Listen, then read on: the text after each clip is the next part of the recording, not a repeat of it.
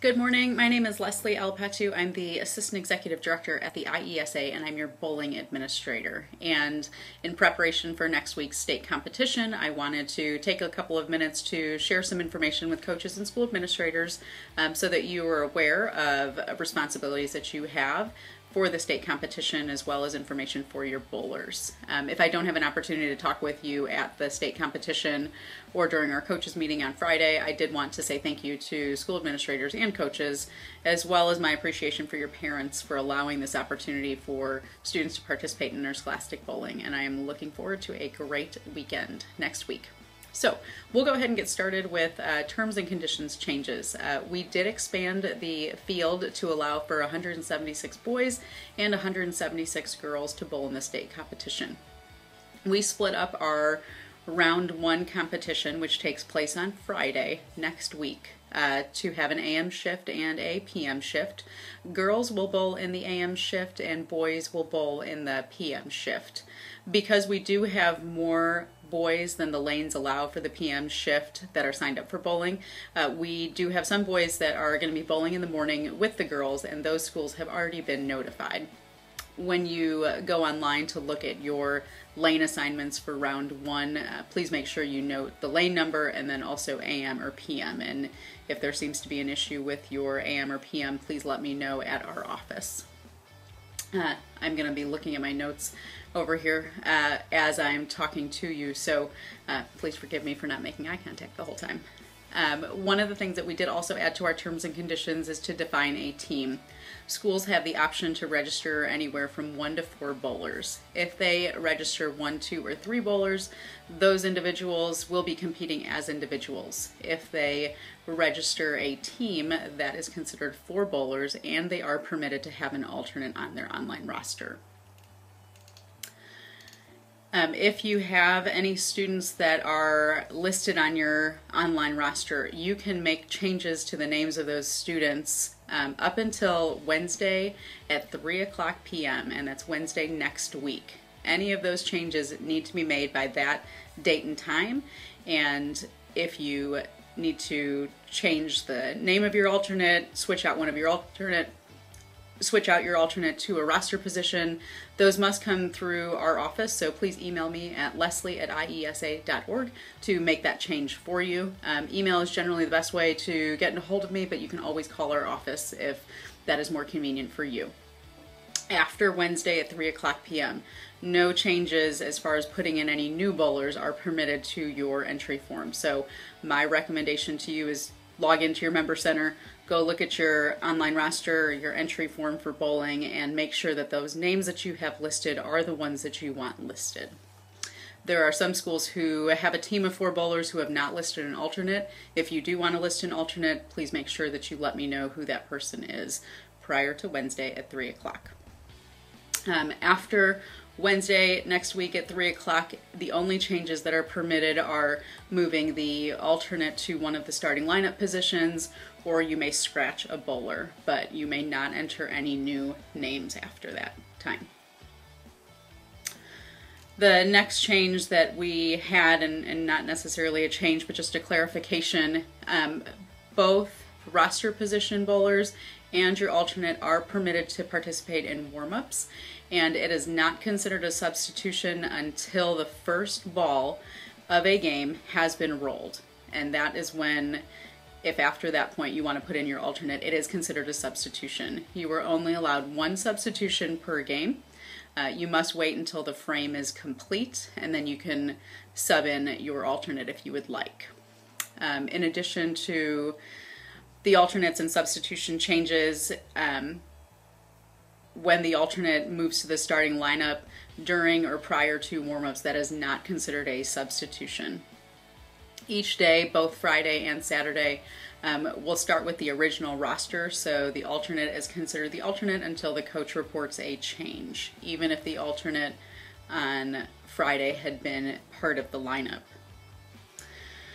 And just again, to reiterate, a substitution can be made in the middle of a game provided the frame is complete, and if you have replaced one of your roster positions with an alternate during a game, no more substitutions can be made until the end of the game. One of the things that I'd emailed out last week were some frequently asked questions about bowling. That email had included a link to the FAQ document, but I just wanted to highlight some of the questions that I have gotten regarding the competition next week. Bowlers and their coaches need to make sure that they check in on Friday. The participant entrance opens at 7:45 a.m. on Friday. At that point, the coaches need to report to the paddock area and make sure that they get their coach's packet. This coach's packet will include wristbands for the bowlers that are listed on the online entry form. This will include a pit pass for the coaches that are listed on the online entry form, as well as any other documents that we need to make sure that you are aware of and have access to throughout the competition. So you will pick up your coach's packet. Inside of your coach's packet will be the roster that you have submitted online. You will validate that roster and make sure that all of those bowlers are either present, or if you have anybody that is going to scratch from the competition, that should be communicated when you check in.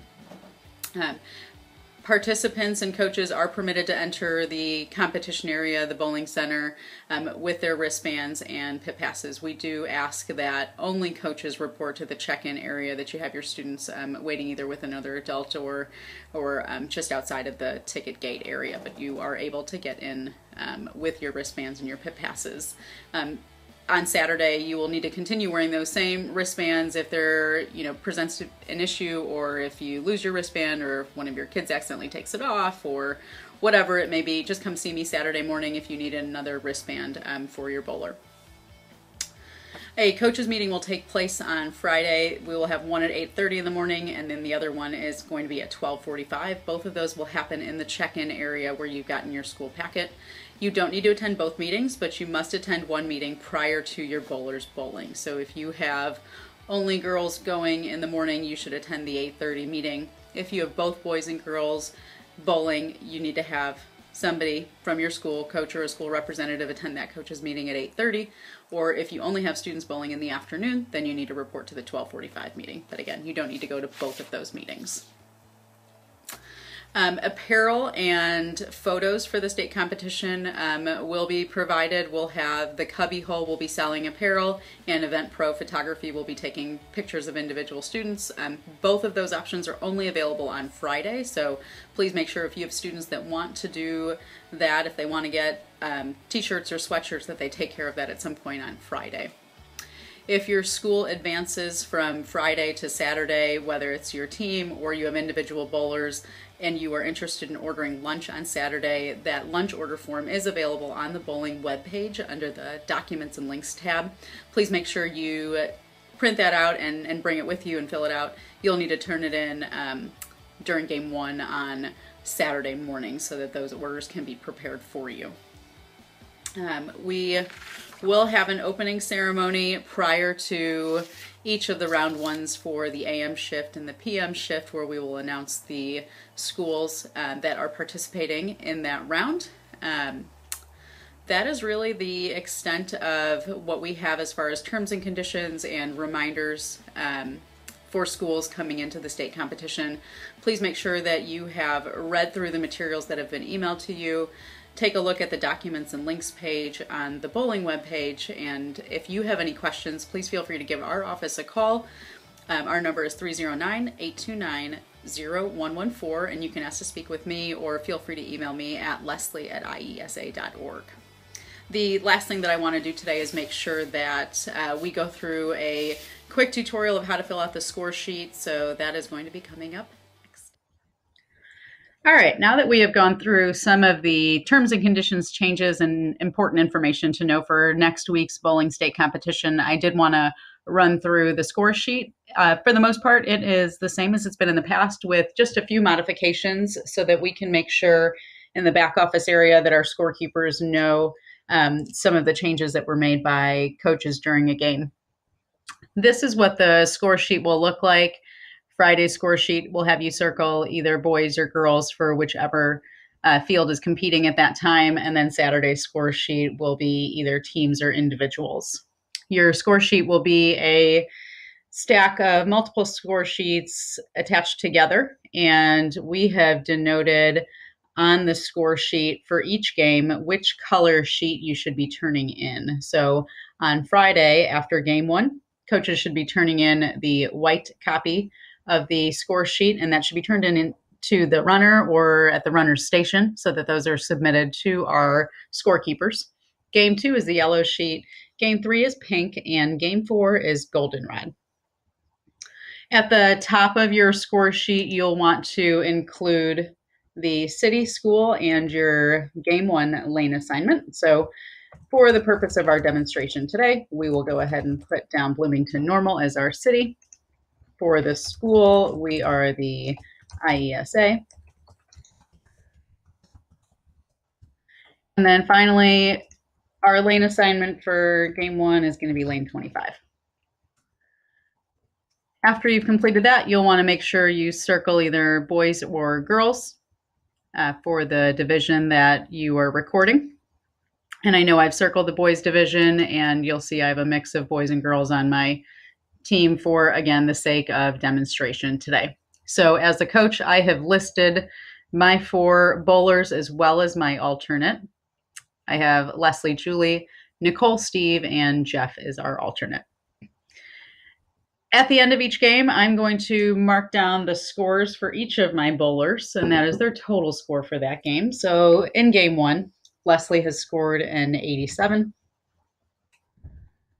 Julie has scored a 154. Nicole has scored an 84, and Steve has scored a 131. If you look at the directions here underneath bowlers' first and last names, it says if a bowler does not play in a game, you place an X in the score box. So for game one, Jeff did not enter the game, so we are going to go ahead and put an X in his spot. This shows the scorekeepers. These are my 4 bowlers. These are their scores. This individual did not bowl in game one. As the coach at the end of the game, you are going to initial this box right here at the bottom and turn in your score sheet to the runner's station. Next, we're going to move on to game 2. And in game 2, we're going to practice having the alternate come in and substitute another player out. So for game 2, Leslie has scored an 88. Julie has scored 161. Nicole has scored a 98. And Steve has scored a 135. And Jeff did come in that game, so we are going to give him an S. And because he subbed in for, we will say Leslie, you will still circle Leslie's score. This denotes that she started the game. As you can see in our directions, again, under the bowler's first and last names, it says, if an alternate enters mid-game, the score goes to the bowler who started the game, and these directions must be followed. The score for the game should be written in the box for the bowler who started the game. So in game 2, this was Leslie who started the game. She scored a total of 88 because the score of the game is credited to whoever started. And we've circled that score. And then we have also put an S in Jeff's spot because he came in as the alternate, subbing Leslie out. By circling the score of who is credited with the game and then also indicating if there is an S as the substitute or alternate coming in, this allows our scorekeepers to know which individuals are no longer eligible for individual awards. So that's how things went for games 1 and 2. We're going to try with game 3. Same situation where there is a bowler that does not play in a game. So Leslie's score is going to be 117. Julie's score is going to be 116. Nicole did not play this game at all, so she is going to have an X in her box. Steve's score is 91. And Jeff did start this game in place of Nicole. He started the game from the get-go when the first ball was rolled for game 3. His score was 145, so that is why the score is listed in his box. And again, Nicole never entered this game, and that is why she has an X. And then finally, in game 4, we're going to go ahead and Leslie scored a 99.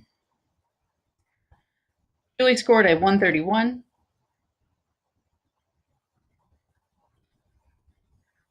Nicole had a score of 86. Steve had a score of 105. And again, Jeff came in as the alternate, so we are going to give him an S. The individual that he replaced was Nicole, and we are going to circle the score because she is the one that started that game. She is credited with the score, and an S is indicated for Jeff because he did come in to sub for Nicole.